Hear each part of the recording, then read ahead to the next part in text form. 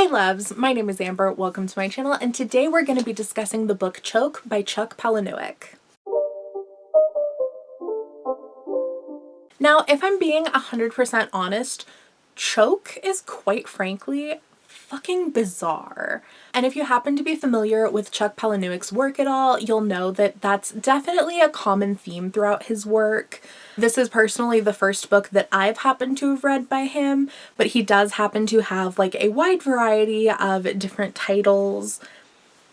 From what I've heard, they're all kind of in similar veins to each other in the fact that they're somewhat surrealist and they tend to have twist endings. If you're not already aware, the author is the author who wrote Fight Club, so if that gives you a little bit of an idea of the kind of taste of what you're getting into with his work. Before we get too far into discussing the book, I did want to mention a few potential triggers that are featured throughout the novel. One being that the book is very, very graphically sexual in nature, which in general is not everybody's cup of tea, but even if it is, there are varying degrees of consent and non-consent featured throughout the book. So while it's definitely used to be a little bit more of a shock factor and it does have its place within the story, it may not be the most comfortable of a read for everybody. The book also features drugs, kidnapping, and death, as well as different levels of diminishing mental health. So as for the plot and storyline of the book centers around Victor Mancini, and Victor is a sex addict who has various interactions with many other sex addicts in varying degrees of their treatment. And not only is he a sex addict, but he also has devised this scam of going to different restaurants every night and pretending to choke on his food in order to allow people to save him, to not only give other people hero complexes, but they end up like maintaining contact and he gets money sent to him from these different people who have kind of adopted him almost and have now had this invested personal well-being into his life. And he runs this scam because his day job at a colonial reenactment educational center is just not enough to pay for his mother's medical bills, as she is old and in a home that requires special treatment and is very, very expensive. The book chronicles not only the present tense with Victor being an adult looking over his geriatric mother, but it also chronicles flashbacks to the past when Victor was just a young boy and in the care of his mother occasionally, because there was definitely a very, very complex and strained relationship between the two and her interactions with the law. And it's basically just a lot of layers go into this book, which is very surprising because it's really not that big of a book. It's only like, it's under 300 pages and it's really very small. And I will have to say that like the book doesn't necessarily feel rushed. However, I do definitely think that they could have stretched it out a bit, particularly in the second half of the book. Like the first half of the book was written and paced pretty decently, and you kind of have this whole storyline going, a very, very like specifically set up format that I personally actually really liked. We have the present tense with the occasional flashbacks of Victor's childhood, and there's definitely different particular like lines and themes that are repetitive throughout the book with a very, very specific style that I personally really enjoyed. But the second half of the book, literally almost exactly at the halfway point, the events within the book start getting a little bit weirder and weirder and kind of just snowball into this very weird, surreal clusterfuck of events that kind of seems to be most people's make or break on whether or not they enjoy the book or not. Throughout the entire book, there's definitely a certain degree of suspension of disbelief that you have to maintain because certain elements of the book just don't necessarily make sense if you were to put them in our specific world. Like, for example, the instance of the choking scam, which for it being the title of the book really could have been featured a lot more, I will have to say. But this whole idea that like dozens and dozens of people would send him money after saving his life and like maintain these specific relationships in like a very non-relationship kind of way. Like I could definitely see like in real life, if somebody were to choke and you were to give them the Heimlich and like save them, I feel like most people probably would not keep in touch with the particular person, but I could definitely see certain people wanting to keep that connection, and that could definitely be the case. And if it were, you may like build up kind of like a pen pal type of thing, or more likely in our current day and age, social media.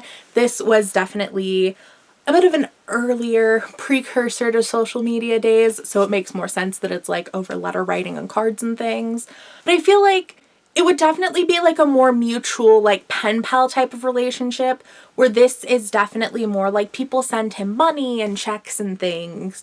But I just can't imagine that like enough people would actually send him money or even just keep in contact with him to begin with in order to run a successful scam. So that definitely like takes the believability of the book a little bit backwards, as well as Victor's sex addiction. Throughout the book, he has many sexual encounters, which is to be expected from a sex addict.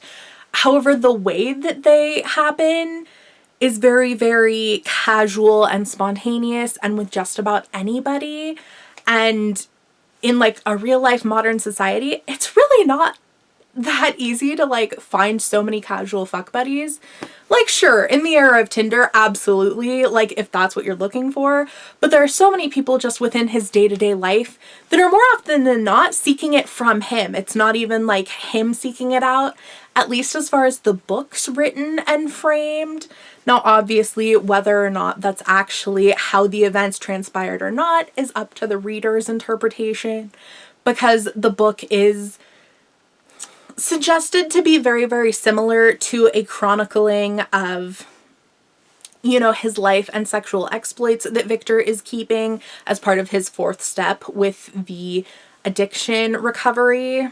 So like the book isn't directly read as though that were the chronicling, but it almost accompanies the actual chronicling that he is taking, because it's mentioned that he has a notebook that he like wrote it all in, that you can reference different events that like you read about as they were happening within the book.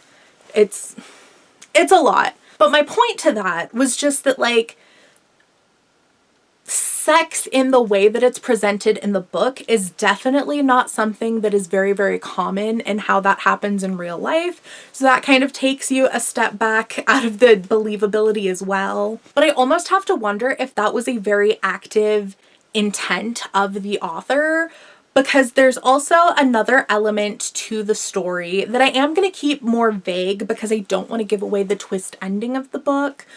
But let's just say there's a particular character who does not behave nearly in the way you would expect somebody of their status, profession, position, what have you, to behave. But because the book is so weird, you don't really think anything of it, because it's just like, oh, like the whole thing's just a little bit off, you know? So you don't actively think like, oh, that's weird, like that's suspicious.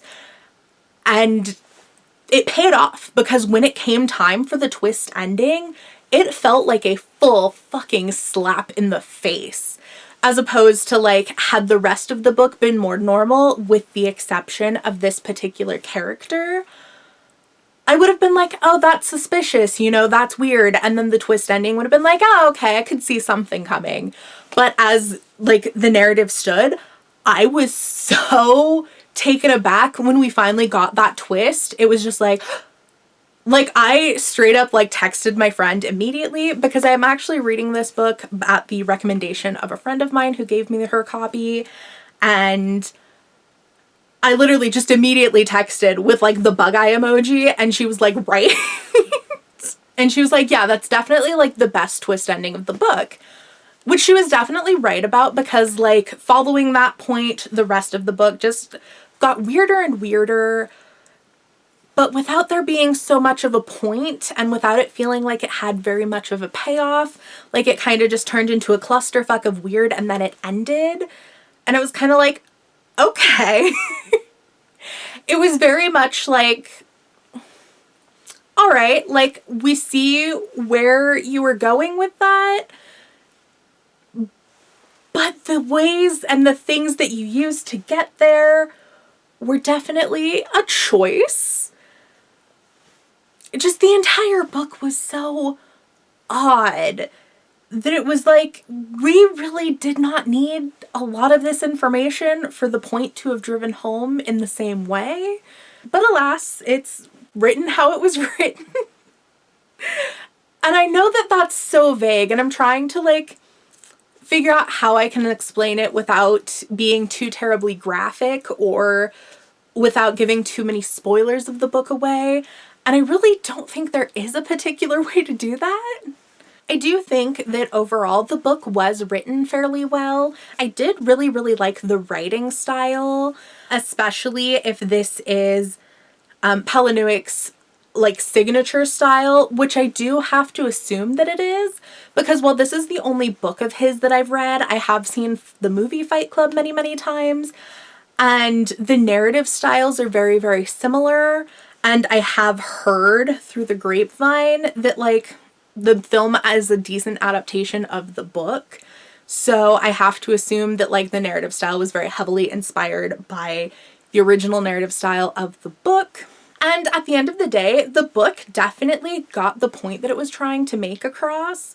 One, because like you could kind of get the vibe for it as you're reading, like by the time you finished the book, like you could definitely see the kind of arc that happened with the character development and the choice of events.